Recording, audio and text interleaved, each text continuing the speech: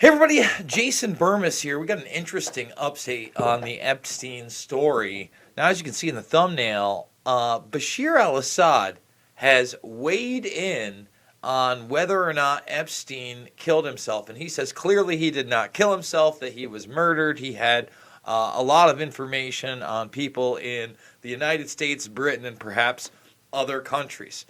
Now, we're leading with that because honestly, that's not even the really big bombshell here. If you get to the title and not the thumbnail, and we're going to read the actual Miami Herald article that this is sourcing, but Mark Epstein has given a interview to Julie Brown, not only in which he talks about how he believes that his life and his kids' life are in danger, that Jeffrey Epstein did know a lot of things about a lot of powerful people, but he also confirms that he was told by his brother that Nicholas Tartiglione, the police officer who was his original cellmate, did in fact attack him in that first suicide attempt. And we've all been led to believe it was a suicide attempt, but Mark Epstein doesn't believe that.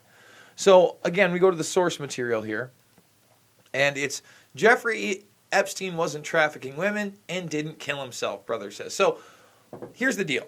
We obviously have to take a lot of this with a grain of salt. He claims that he did not know his brother that well and that they had not seen each other in 7 years.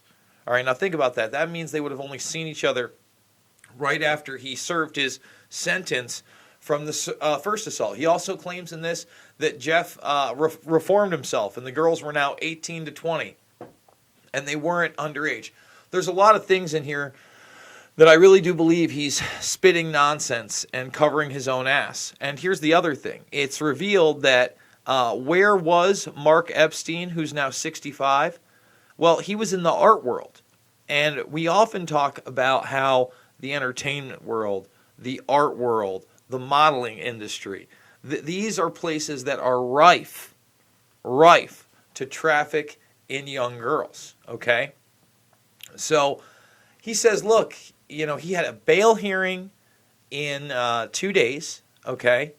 And that he thought he was going to get out, that he was going to pay for his own guards. He was in good spirits. He showed no signs of killing himself.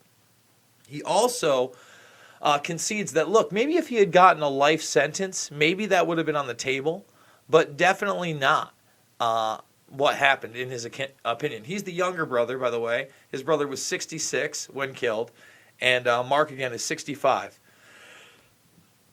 Here's where Mark says that. And by the way, we're going to get into some more revelations by the coroner. And not only Michael Baden, but Cyril Recht, who's also been hired to look at this case. The thing that I wasn't aware of is that Baden is now saying that the ligature, or the device that was supposedly used in the hanging, looked like it had been placed there. So in other words, that this thing had basically been planted. But we'll get there. This is Mark Epstein saying this about his brother. I could see if he got a life sentence. I could see him taking himself out. But he had a bail hearing coming up. Okay? And again, he denies that his brother was even the criminal that they've made him out to be. And they grew up in Brooklyn. It talks about that. He also talks about how he went to Cooper Union. And that's where, he learned a lot of the mathematics and basically left there without a degree to go work at Bear Stearns. Jeffrey and I were not that close. We shared brother stuff, but I was not involved in what he was doing. Again, distancing himself. When he first got in trouble, he called me. We were very straight with each other. I wasn't going to lecture him. All right? So again, Mark is very, very protective about his relationship with his brother, And he knows that he cultivated these very powerful relationships with people like Clinton and Trump. And Brunel and Hadid, and the list goes, and Gates and Musk and Bill Richardson. The list goes on and on and on and on. So, as we scroll down, let's see, I read this whole thing. yeah, this is where he's defending him and says everybody was 18 and older, and that's where he says, do I think it was inappropriate for him at age 50 or 60 to be with women 18 or 20? It wasn't women 18 or 20. So again, we know this guy is being deceptive. I've got to put that out there. So here we get into Baden and Recht and their opinion that, obviously this looks like a strangulation, and everything's gotten into the wild conspiracy theories, the widespread conspiracy theories. Now, Baden says that Epstein was actually dead for several hours, not just an hour before they found him. Okay? And in that case, he said he shouldn't have even been removed from where he was. And they didn't do that. Okay? He also says that the manner of death wasn't clear. He's said this before. And it was designated for further investigation, right? But then Sampson changes her mind. She hasn't commented about it except for standing by her work, and says it's suicide by hanging. But again, if you watch that Fox interview, he says in 50 years he's never seen anything like this in a hanging. And usually, even in a strangulation, it's 2 broken bones, not 3. Okay? He said, well, not unheard of is rare. Keeps putting that out there, right? Let's see. He also says that, once you decide it's a suicide, not a homicide, then the FBI doesn't have to look into anything. And later on, they get into the fact that Nicholas Tartaglione, let me show you Tartaglione. This is an ex-cop that's accused of quadruple murder. Here he is. He had actually been involved in some kind of an assault altercation a year before. And a couple weeks before he was cellmates with Epstein, he's caught with a miniature cell phone at MCCC. This guy right here. All right? Drug dealer. He's on a death penalty case for these guys. He hasn't even been questioned in the quote-unquote suicide of Epstein. And again, Mark is saying that his brother told him he was attacked by that guy. Okay? It is amazing how much information you can get by interviewing the prisoners in the nearby cell. Would the FBI interview them if they thought it was a suicide? Mark Epstein, while not providing details, believes that there were people who wanted his brother dead. And he is concerned that his own life and the lives of other people may be in jeopardy because federal authorities have not fully probed the circumstances under which his brother died. Jeffrey knew a lot of stuff about a lot of people. And here he talks about Cooper Union, and he's also a Cooper Union alum. This is where he talks about being in the art world and basically talking about how corrupt Wall Street was. And this is what he alludes his brother got his money, and that's just part of the story. Trust me. And again, he's very elusive about all of this. All right? So let's continue down here.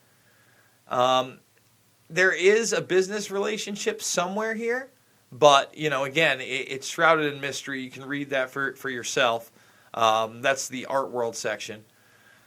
Again, this is where he talks about he had the bail hearing in 2 days. He agreed to be on house arrest. He was going to hire the armed guards and keep an eye on him at his own expense. I don't think they would have let that go, but he's just pointing out, look, I don't see why he was going to commit suicide. So here's the conspiracy nonsense, all right? On August 10th, the same day Epstein's body was found, U.S. Attorney General Barr announced that Epstein had died the morning of an apparent suicide and called for an investigation into his death. The cleanup crew, here they are, the FBI. You never announce the results first, says Glenn Kirshner, a former federal prosecutor and frequent Barr critic. It's very hard to contradict what the most powerful law enforcement officer in the country has announced to the American people. It appears that he just wanted to shut this down and cover up what Epstein knew about very rich and influential people. The Justice Department is probing the death, but Epstein's brother said there's no indication they are probing the cause and the manner of his death. All right? And here's where it gets pretty dicey. FBI investigators, for example, haven't questioned Epstein's former cellmate, Nick Tartaglione, an ex-New York cop awaiting trial accused of 4 murders. Mark said that his brother claimed that Tartiglione had assaulted him. This is all conspiracy nonsense, says Bruce A. Barkett, Tartiglione's attorney. But later on, he says it is weird that he hasn't been questioned by the FBI at all. You know? And again, he says he was cleared of all wrongdoing in the alleged jail attack. But the details of the incident have not been made public by the Bureau of Prisons, nor have the report of Epstein's injuries from the incident been given to Baden for review. So they haven't even seen the police report of what happened the first time. The prison report, whatever. You get it? And I don't know why they did a thorough... I don't know how they did a thorough investigation when they haven't interviewed my client. Weird, right? So when they look at this, and, you know, this is Recht and Baden coming together, and the idea that, you know, this was a suicide attempt, they laugh at it. Telford, thank you so much, Brian. I appreciate it. Totally off topic. You do great work, Burmis. But Crowder is doing his show as Donald Trump. It's epic. Is he? Maybe I'll tune in after this. Doubtful, but maybe. I'm not a huge Crowder guy. Maybe I'll check it out.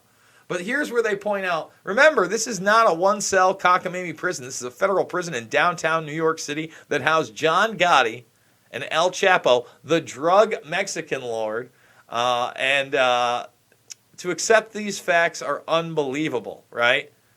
And he says that he only was able to see a picture of the death scene in a photograph after he was removed. And this is where you also find out that this is where he saw the ligature. Again, just in a photograph. Excuse me. We have one photograph that shows the ligature laid out, and that's what supposedly killed him, on the ground. Which, if that's the way it was found, it looks like it was planted. Kind of seen, because that's not the way it would have been found if the guards had cut it. Oh, but everything's a meme now because Epstein didn't kill himself, right? And Bashir al-Assad saying the same thing. I did a recent video yesterday on an hour-long Assad interview where he just eviscerates American policy. I think you should watch that and the actual interview by RT so you can hear what he has to say about everything. But here you go. Speaking to Russia's state-run Rosoya 24 station today, Thursday, Assad commented on the death of Syria Civil Defense co-founder James Lemsor, that's the white helmet guy, who died Monday after an apparent fall from his Istanbul apartment. Assad and his supporters have repeatedly alleged that Lemsor's organization, commonly known as the White Helmets, were not a rescue group but a militant operatives working on behalf of his foes, including the United States and the United Kingdom, which he speculated may have been behind a spat of apparent assassinations. We've talked about this at length. And then he said this. American billionaire Jeffrey Epstein was killed several weeks ago. They said he had committed suicide in jail. However, he was killed because he knew a lot of vital secrets connected with very important people in the British and American regimes, and possibly in other countries as well. Assad told the outlet, and it was translated by state-run Tashin news agency. Know that they, representatives of the White Helmet, are naturally part of Al-Qaeda. I believe that these people, as well as the previous liquidation, bin Laden and Baghdadi, had been killed chiefly because they knew major secrets. They turned into a burden once they had played out their roles, a dire need to do with them surfaced after they had fulfilled their roles. Did you hear that? Did you hear that? I'm glad Newsweek reported on it. Newsweek also reported on that the RT interview, but go check out this video after you're done watching this one. We're doing it 3 to 7 times a day. Guys, thumbs this video up. There you go. I mean, the brother's making some pretty big allegations. Even the leader of Syria, who we desperately want out of there, who doesn't seem to be going anywhere, is saying Epstein didn't kill himself. This really exposes that there is a huge element of this deep state, this corrupt state, this permanent state in our country, and it needs to be dealt with. So again, thumbs the video up, subscribe if you're new, become a member of the Burmis Brigade. I'd love to get to 40,000 subscribers before the end of November. If we could do that in 16 days, that'd be pretty big. Share this channel with other people. Tell them to give me a watch. Check out my free documentary films. They're in the playlist right now, documentaries. Loose Change, Final Cut, Fabled Enemies, Invisible Empire, A New World Order Defined, and Shade the Motion Picture. And if you want to financially support me, $5, $10, $15, it means the world to me, guys.